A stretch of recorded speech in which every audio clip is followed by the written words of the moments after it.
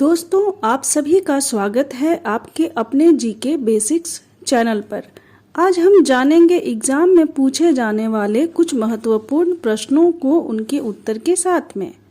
पहला प्रश्न है, भारत के लौह पुरुष के रूप में किसको जाना जाता है? इस प्रश्न का उत्तर है सरदार वल्लभ भाई Patel. Option D is correct.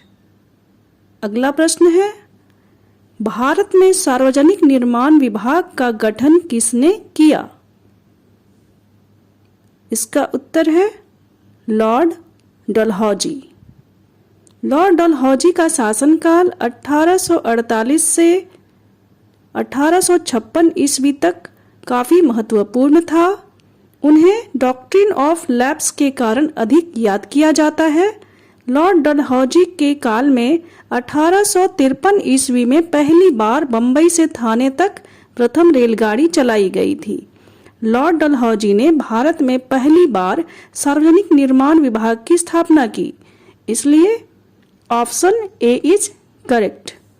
अगला प्रश्न है, भारत के प्रथम राष्ट्रपति किस राज्य के थे? यह प्रश्न भी काफी महत्वपूर्ण है। भारत के प्रथम राष्ट्रपति डॉक्टर राजेंद्र प्रसाद थे। इनका जन्म 3 दिसंबर 1884 ईस्वी को बिहार के सिवान जिले के जीरादेई नामक गांव में हुआ था। अतः इस प्रश्न का उत्तर होगा बिहार। भारत के प्रथम राष्ट्रपति किस राज्य के थे? Option B Bihar is correct. अगला प्रश्न, पाटलिपुत्र को किस प्रसिद्ध शासक ने सर्वप्रथम अपनी राजधानी बनाई? उत्तर है चंद्रगुप्त मौर्य। चंद्रगुप्त मौर्य ने पाटलिपुत्र को सर्वप्रथम अपनी साम्राज्य की राजधानी बनाई थी। Option C is correct.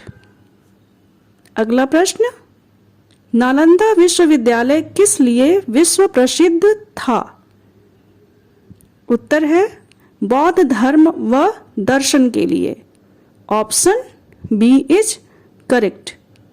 Nalanda विश्वविद्यालय की स्थापना कुमारगुप्त द्वारा की गई थी और यह विश्वविद्यालय अपने बौद्ध धर्म व दर्शन के लिए विश्व प्रसिद्ध था। यहाँ दूसरे देश से स्टूडेंट्स पढ़ने के लिए आया करते थे। Option B is correct. अगला प्रश्न, भारत में प्रथम आम चुनाव किस वर्ष हुआ था? यह प्रश्न भी काफी महत्वपूर्ण है। भारत में प्रथम आम चुनाव किस वर्ष हुआ था? उत्तर है 1952 ईस्वी। Option C is correct. अगला प्रश्न, राष्ट्रगीत वंदे मातरम की रचना किसने की? वंदे मातरम की रचना बंकिम चंद्र चटर्जी द्वारा की गई थी। इस प्रश्न का उत्तर होगा option C. Option C Bankim Chandra Chatterjee is correct. अगला प्रश्न, सत्यमेव जयते वाक्य कहाँ से लिया गया है? सत्यमेव जयते वाक्य कहाँ से लिया गया है? यह प्रश्न भी बहुत ही महत्वपूर्ण है। इसका जो ऑप्शन है इसमें कोई भी सही नहीं है। इसका उत्तर होगा सत्यमेव जयते शब्द मुंडकोपनिषद से लिया गया है। यह भारत का राष्ट्रीय आदर्श वाक्य भी है। तो ऑप्शन डी इनमें से कोई नहीं इज करेक्ट। अगला प्रश्न, नेफा पुराना नाम है? NEFA नेफा। नेफा किसका पुराना नाम है? इसका उत्तर होगा Arunachal Pradesh. Option A is correct. NEFA का फुल फॉर्म है नॉर्थ ईस्ट फ्रंटियर एजेंसी, जो कि 1972 में इसका नाम बदलकर अरुणाचल प्रदेश कर दिया गया। तो ऑप्शन ए इज करेक्ट। अगला प्रश्न, भारत में सबसे अधिक कोयले के भंडार हैं? उत्तर है दामोदर नदी की घाटी में। इस प्रकार भारत में सबसे अधिक कोयले के भंडार कहाँ पाए गए हैं? दामोदर की घाटी में। Option B is correct. अगला प्रश्न, भारत में हिमालय की सबसे ऊंची चोटी है? उत्तर है कंचनजंगा, ऑप्शन सी। भारत में हिमालय की सबसे ऊंची चोटी है Kanchenjunga, option C is correct. अगला प्रश्न, हमारे देश भारत का सेंट्रल बैंक कौन सा है? यह प्रश्न भी काफी महत्वपूर्ण है। इसका option B Reserve Bank of India सही है। भारतीय रिजर्व बैंक ऑफ इंडिया की स्थापना अप्रैल 1935 ईस्वी को हुई थी तथा इसका राष्ट्रीयकरण जनवरी 1949 ईस्वी को किया गया।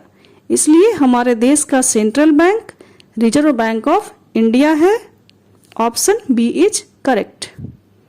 अगला प्रश्न, बिहार के किस नेता ने महात्मा गांधी के साथ किसान आंदोलन का नेतृत्व किया? उत्तर है doctor Rajendra Prasad, option A is correct. अगला प्रश्न, धारा की इकाई होती है? धारा का मतलब विद्युत धारा, तो विद्युत धारा की इकाई होती है ampere, option C is correct. अगला प्रश्न, जलियांवाला बाग हत्याकांड किस वर्ष हुआ?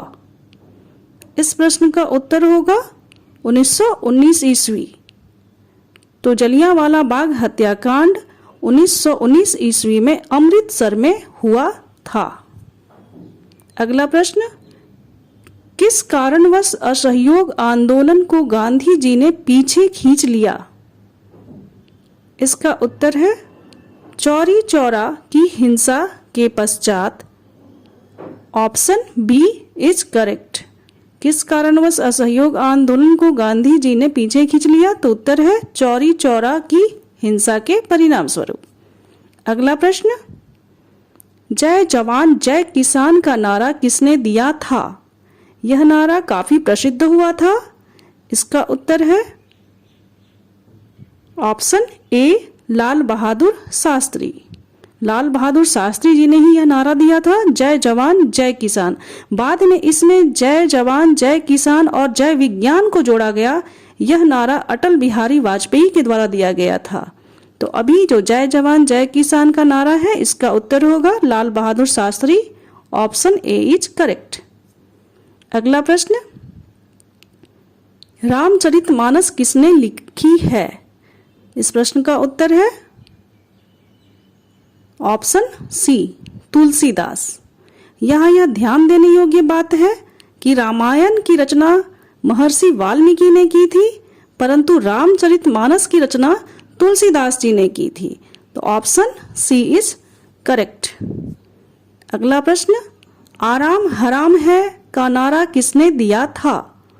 आराम हराम है का नारा पंडित जवाहरलाल नेहरू ने दिया था।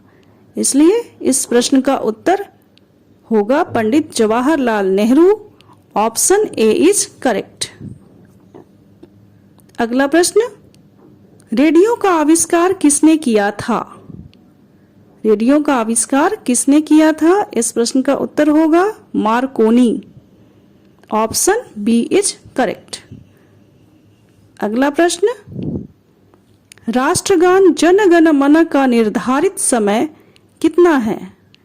प्रश्न है कि राष्ट्रगान जन गण मन का निर्धारित समय कितना है? इसका उत्तर है 52 second, option C is correct. अगला प्रश्न, भारत गणतंत्र किस वर्ष बना? भारत गणतंत्र किस वर्ष बना? इसका उत्तर होगा 1950 ईस्वी। इसी दिन 24 जनवरी 1950 ईस्वी को भारतीय संविधान को अंगीकृत या लागू किया गया था और भारत इसी दिन गणतंत्र घोषित हुआ। तो इसका उत्तर ऑप्शन डी 1950 इज करेक्ट।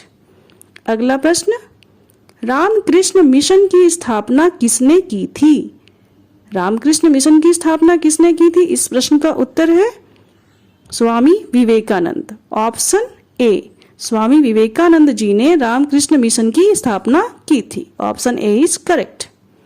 अगला प्रश्न, भारत के प्रथम उपराष्ट्रपति कौन थे? इस प्रश्न का उत्तर है डॉक्टर सर्वपल्ली राधाकृष्णन। डॉक्टर सर्वपल्ली राधाकृष्णन भारत के प्रथम उपराष्ट्रपति थे और डॉक्टर राजेंद्र प्रसाद भारत के प्रथम राष्ट्रपति थे। साथ में ही पंडित जवाहरलाल नेहरू भारत के प्रथम प्रधानमंत्री थे। अतः भारत के प्रथम उपराष्ट्रपति कौन थे? इस प्रश्न का उत्तर है doctor Sarvepalli Radhakrishnan. Option C is correct. अगला प्रश्न, भारतीय राष्ट्रीय कांग्रेस की प्रथम महिला अध्यक्ष कौन थी? इस प्रश्न का उत्तर है एनी बेसेंट। भारतीय राष्ट्रीय कांग्रेस की प्रथम महिला अध्यक्ष एनी बेसेंट थी। इस तरह से हमने इन सभी प्रश्नों के उत्तर को जाना। आशा है आपको यह वीडियो बहुत पसंद आया होगा। मिलते हैं अगले वीडियो में।